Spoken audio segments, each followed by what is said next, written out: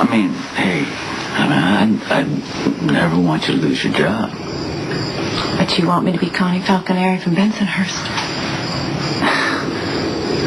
You did what you had to do. I would have done the same thing. That's how the world works. I mean, doesn't matter if it's at a fancy office on 7th Avenue or going to a meeting with a bunch of bodyguards in a warehouse. It's all about perception and respect. That's true. And I understand about creating an image. You know, it's... Once that image is established, you can't put it down. People depend on you. They make decisions based on what you want them to do. Yes. You get it? I mean, we're a lot alike.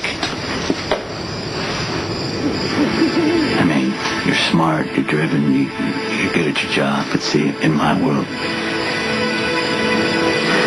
if there's a slip-up and anything real or vulnerable comes through,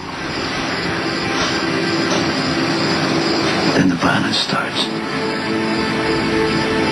People get hurt. Well, it's the same in my world. I mean, it's a little more civilized, I suppose, but it's life and death. At least it is for me. If I lose my job, I'm not going to vanish. They're not going to find my body at the bottom of the harbor 10 years from now. I won't get shot. That's all we did, right? But I'll be gone. Just the same. All the work I've done, all the influence I have, it'll be meaningless. All the hard choices I've had to make will be for nothing. It'll be gone. The prestige, the notoriety, the sense of purpose.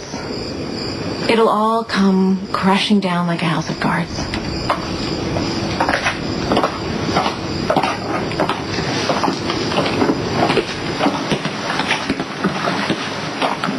Did you ever think about telling the truth?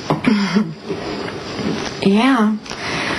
I was in my mid-20s, and I was up for assistant managing editor promotion. And I began to realize that Connie Falconeri, she could have made it to this level. She had all the qualities that I grew up with, being smart, thinking on my feet, not backing down. They had all served me very, very well. And I began to think that my career could actually survive the truth.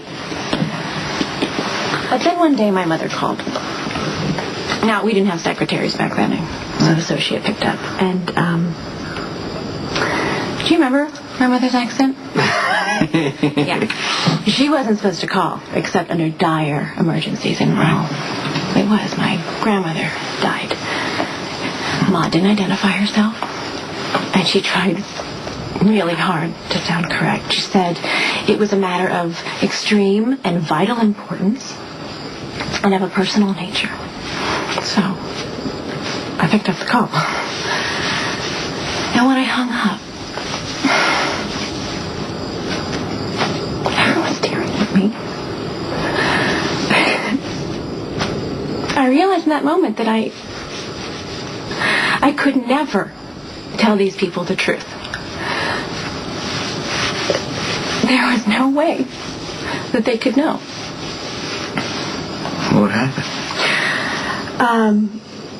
Well, you see, these people were going to be working for me any day. Right. And they were. Mm-hmm. And I fired most of them.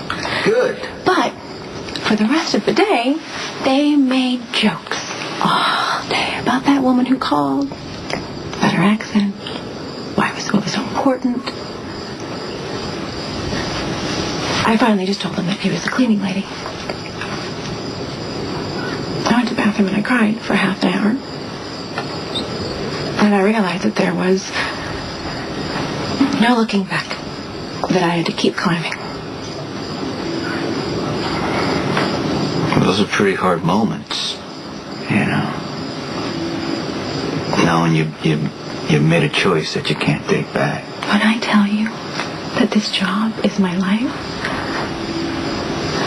honey, I mean it. It's cost me everything.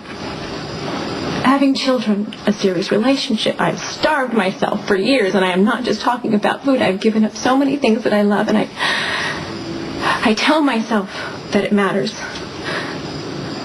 Because it does. It has to. When I came to Port Charles, I already had a taste of real life. Money, suits, cars. But it's like I couldn't afford any of it. But I let other people think that I could, Yeah, no, I've been there.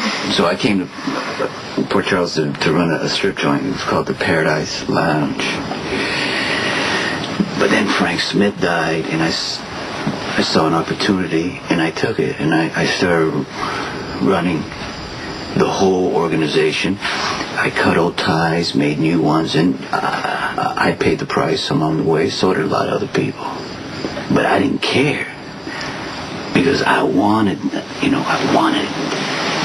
more than anything. And I got it.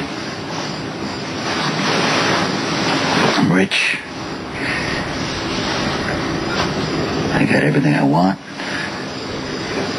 Except one thing.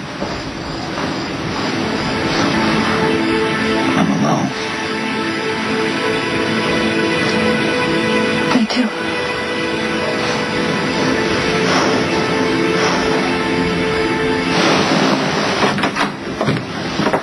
Sorry to interrupt, boss. We have a problem at the Viz stick. Can't wait. Yeah, I'm gonna have our driver take you to the Metro Court.